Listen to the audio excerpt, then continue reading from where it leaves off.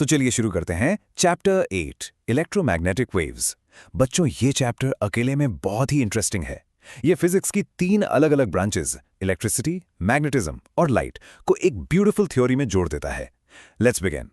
अब हम इस स्लाइड में ये टॉपिक देखेंगे। आज के इस लेक्चर में हम इन 5 की एरियाज पर फोकस करेंगे। हम शुरू करेंगे एम्पियर्स लॉ में एक प्रॉब्लम ढूंढने से, फिर देखेंगे कि मैक्सवेल का डिस्प्लेसमेंट करंट उसे कैसे सॉल्व करता है। उसके बाद हम ईएम वेव्स का नेचर, उनका पूरा स्पेक्ट्रम और आखिर में कुछ न्यूमेरिकल प्रॉब्लम्स सॉल्व करेंगे। तो चलिए शुरू करते हैं। अब हम इस स्लाइड में ये टॉपिक देखेंगे। हमारा पहला topic a problem in Ampere's law. Physics में जो लॉज होते हैं उनका कंसिस्टेंट होना जरूरी है, लेकिन यहां हम देखेंगे कि कैसे एक जाना माना लॉ एम्पियर्स लॉ एक ऐसी सिचुएशन में एक पैराडॉक्स, एक कॉन्ट्राडिक्शन क्रिएट करता है जिसे हम सॉल्व नहीं कर पाते, कम से कम एक नए आइडिया के बिना तो बिल्कुल नहीं। अब हम इस स्लाइड में ये टॉपिक देखेंगे। तो चलिए एक सवाल से शुरू करते हैं। फैराडेज लॉ से हम जानते हैं कि एक बदलता हुआ मैग्नेटिक फील्ड एक इलेक्ट्रिक फील्ड बनाता है, और नेचर को ना सिमेट्री बहुत पसंद है। तो एक लॉजिकल सवाल उठता है, क्या इसका उल्टा भी सच है? क्या एक बदलता हुआ इलेक्ट्रिक फील्ड एक मैग्नेटिक फील्ड बना सकता है? ये सवाल इस पूरे चैप्टर की नींव है, इसकी फाउंडेशन है। अब हम इस स्लाइड में ये टॉपिक देखेंगे। ठीक है, स्क्रीन पर देखिए, हमारे पास एक सिंपल सर्किट है जिसमें एक कैपेसिटर चार्ज हो रहा है। जब ये चार्ज होता है तो एक करंट I फ्लो करता है। चलिए वायर के बाहर एक पॉइंट P पर फोकस करते हैं। हमें यहां मैग्नेटिक फील्ड B निकालना है। हम क्या करेंगे? हम यूज करेंगे एम्पियर्स लॉ। हम पॉइंट P से गुजरता हुआ एक सर्कुलर लूप बनाते हैं। लॉ लगाइए, integral of B dot DL equals mu naught I। Simple calculation से हमें एक B की एक डेफिनेट नॉन जीरो वैल्यू मिल जाती है। यहां तक सब ठीक है, कोई प्रॉब्लम नहीं। अब हम इस स्लाइड में ये टॉपिक देखेंगे, लेकिन यहां पर एक ट्विस्ट है। एम्पियर्स लॉ कहता है कि आप कोई भी सरफेस चुन सकते हैं, बस शर्त यह है कि लूप उसकी बाउंड्री हो। तो अब थोड़ा क्रिएटिव होते हैं। एक फ्लैट डिस्क के बजाय स्क्रीन पर दिख रहे एक पॉट शेप सरफेस को इमेजिन करिए। इसका किनारा यानी रिम वही लूप है, लेकिन इसकी बॉडी कैपेसिटर की प्लेट्स के बीच से गुजर रही है। अब सोचिए इस सरफेस के थ्रू कितना करंट जा रहा है। तार तो इस सरफेस को छेद कर नहीं जा रही, तो करंट I 0 हुआ। और अगर I 0 है तो एम्पियर्स लॉ कहता है कि B को भी 0 होना चाहिए। एक मिनट, क्या एक ही पॉइंट P पर B नॉन जीरो भी है और 0 भी? ये तो एक पैराडॉक्स है। अब हम इस स्लाइड में ये टॉपिक देखेंगे। चलिए एक और शेप ट्राई करते हैं पक्का करने के लिए। ये टिफिन बॉक्स जैसा सरफेस देखो, इसका रिम भी वही लूप है। दोबारा से इस सरफेस के थ्रू प्लेट्स के बीच में कोई कंडक्शन करंट यानी चार्ज का फिजिकल फ्लो नहीं है। तो एक बार फिर एम्पियर्स लॉ हमें B 0 दे रहा है। यहां एक बहुत बड़ी गड़बड़ है। तो इस स्लाइड का मेन आइडिया यह था कि यहां पर है हमारा कॉन्ट्रडिक्शन, बिल्कुल साफ साफ। एक ही लॉ, एक ही पॉइंट, लेकिन दो अलग अलग जवाब। B 0 नहीं है और B 0 है। यह फिजिकली हो ही नहीं सकता। इसका एक ही मतलब हो सकता है, एम्पियर्स लॉ जैसा हम उसे जानते हैं वो अधूरा है, कुछ तो मिसिंग है। अब हम इस स्लाइड में ये टॉपिक देखेंगे। तो इस पहेली को कौन सुलझाता है? एंट्री होती है हमारी कहानी के हीरो जेम्स क्लर्क मैक्सवेल की। वो एक रेवोल्यूशनरी आइडिया पेश करते हैं, वो मिसिंग पीस जिसे वो डिस्प्लेसमेंट करंट कहते हैं। ये एक आइडिया न सिर्फ एम्पियर्स लॉ को ठीक करेगा, बल्कि फिजिक्स को हमेशा के लिए बदल देगा। अब हम इस स्लाइड में ये टॉपिक देखेंगे। ये है जेम्स क्लर्क मैक्सवेल। उन्होंने कैपेसिटर प्लेट्स के बीच की उस जगह को देखा जहां कंडक्शन करंट 0 था, और उन्होंने सोचा ये जगह खाली नहीं है, यहां कुछ हो रहा है। जैसे जैसे कैपेसिटर चार्ज होता है, प्लेट्स के बीच का इलेक्ट्रिक फील्ड बदल रहा है, वो स्ट्रांग हो रहा है। मैक्सवेल का जीनियस इस बात में था कि उन्होंने प्रपोज किया कि ये बदलता हुआ इलेक्ट्रिक फील्ड भी एक मैग्नेटिक फील्ड बनाने में उतना ही काबिल है जितना कि एक असली करंट। अब हम इस स्लाइड में ये टॉपिक देखेंगे, और मैक्सवेल ने इस इफेक्ट को एक नाम दिया, डिस्प्लेसमेंट करंट या ID। अब ये बहुत ज़रूरी है। ये करंट असली चार्जेस के फ्लो से नहीं बनता। ये एक ऐसा करंट है जो स्पेस में सिर्फ इसलिए एग्जिस्ट करता है क्योंकि वहाँ इलेक्ट्रिक फील्ड समय के साथ बदल रहा है। लेकिन, और ये सबसे ज़रूरी बात है, इसका मैग्नेटिक इफेक्ट एक रेगुलर करंट की जैसा ही है। ये एक वर्चुअल करंट जैसा है जो एक असली मैग्नेटिक फील्ड बनाता है। अब हम इस स्लाइड में ये टॉपिक देखेंगे। ये रहा इसके पीछे का फॉर्मूला।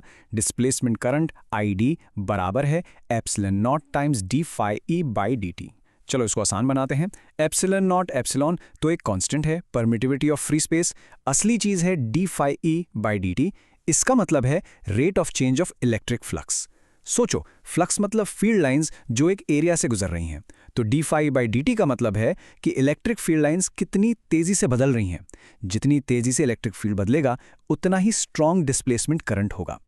तो इस स्लाइड का मेन आइडिया ये था कि इस नए आइडिया के साथ हम आखिरकार एम्पियर्स लॉ को ठीक कर सकते हैं। स्क्रीन पर इसका मॉडिफाइड वर्जन देखिए, जिसे अब एम्पियर मैक्सवेल लॉ कहते हैं। राइट साइड में अब दोनों करंट हैं, IC रेगुलर कंडक्शन करंट और ID हमारा नया डिस्प्लेसमेंट करंट। अब अपने कैपेसिटर वाले केस पर वापस सोचो। तार के बाहर ID 0 है लेकिन IC है। प्लेट्स के बीच में IC 0 है लेकिन बदलता हुआ E फील्ड एक नॉन जीरो ID बनाता है। और पता चलता है कि IC और ID बिल्कुल बराबर होते हैं, तो टोटल करंट हमेशा सेम रहता है और हमारा पैराडॉक्स सॉल्व हो जाता है। ये लॉ अब कंसिस्टेंट है।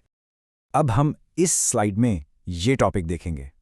लेकिन एक पैराडॉक्स को ठीक करना मैक्सवेल के काम का सबसे बड़ा रिजल्ट नहीं था। ये आइडिया कि एक बदलता हुआ ई फील्ड एक बी फील्ड बनाता है, इसने एक ऐसी चीज की भविष्यवाणी की जिसके बारे में किसी ने सोचा भी नहीं था, इलेक्ट्रोमैग्नेटिक वेव्स। अब हम इस स्लाइड में ये टॉपिक देखेंगे। तो ये EM वेव्स बनती कैसे हैं? चलिए रिवाइज करते हैं। एक रुका हुआ चार्ज सिर्फ एक E फील्ड बनाता है। एक कांस्टेंट वेलोसिटी से चलता हुआ चार्ज यानी एक स्टेडी करंट एक B फील्ड बनाता है। लेकिन एक वेव, एक ऐसी डिस्टर्बेंस जो आगे बढ़ती है, बनाने के लिए आपको चीजों को हिलाना पड़ेगा। आपको चाहिए एक्सेलरेटेड चार्जेस। इमेजिन करो कि आप एक चार्ज को आगे पीछे ऑसिलेट कर रहे हो।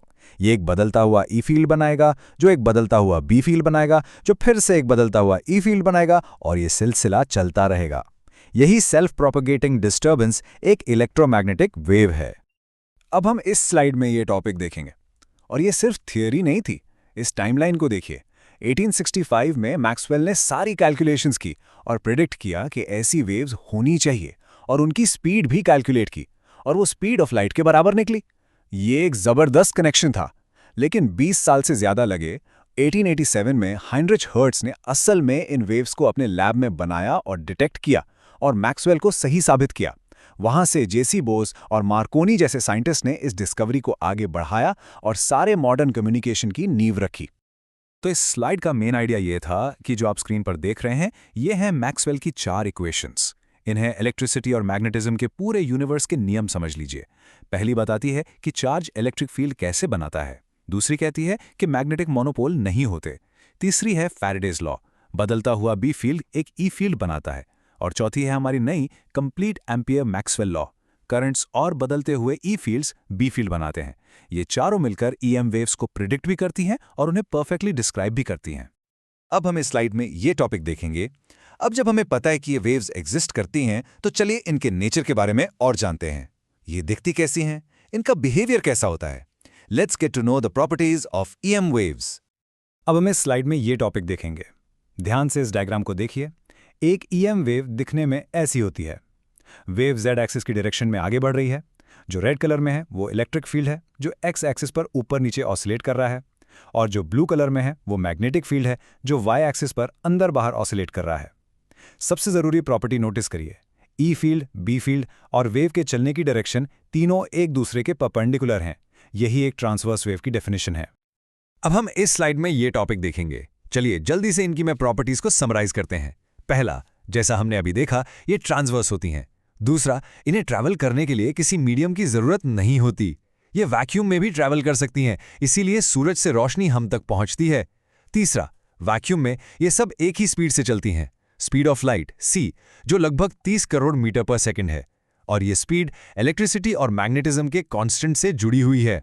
आखिर में ये एनर्जी और मोमेंटम कैरी करती हैं, इसीलिए धूप गर्म लगती है और ये चीजों पर प्रेशर भी डाल सकती है।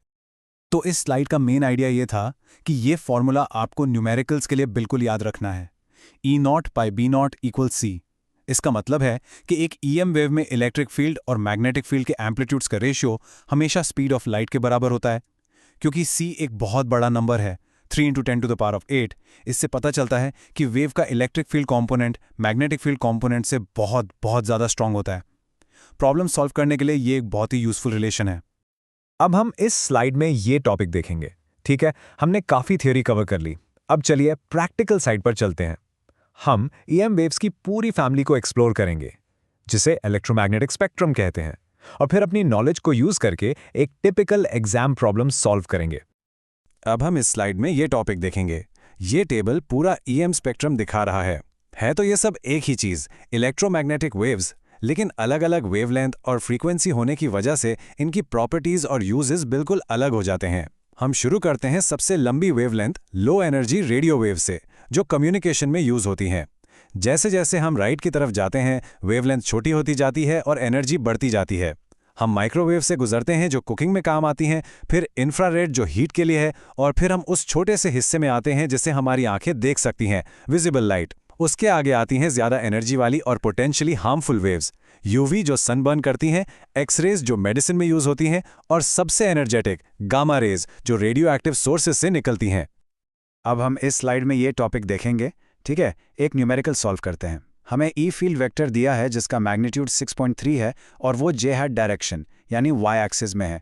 वेव एक्स एक्सिस यानी आई हैट डायरेक्शन में जा रहा है। हमें बी फील्ड वेक्टर निकालना है। स्टेप 1 मैग्नीट्यूड निकालते हैं। आसान है, हम फॉर्मूला यूज करेंगे b = e/c। तो 6.3 को 3x 10⁸ से डिवाइड करेंगे तो मिलेगा 2.1 × 10⁻⁸ टेस्ला। स्टेप 2 डायरेक्शन निकालते हैं। ये थोड़ा ट्रिकी पार्ट है। याद रखो, ई, बी और वेव की डायरेक्शन तीनों एक दूसरे के परपेंडिकुलर होते हैं। रूल ये है कि E क्रॉस B की डायरेक्शन वेव की डायरेक्शन होती है, तो J हैट क्रॉस B की डायरेक्शन हमें I हैट देना चाहिए। राइट हैंड रूल या वेक्टर नॉलेज से आपको पता है कि J hat cross K hat I hat होता है। इसका मतलब B field K hat direction में यानी Z एक्सिस के अलॉन्ग होना चाहिए। दोनों को मिला दो तो हमारा फाइनल आंसर है B = 2.1 × 10⁻⁸ K हैट टेस्ला।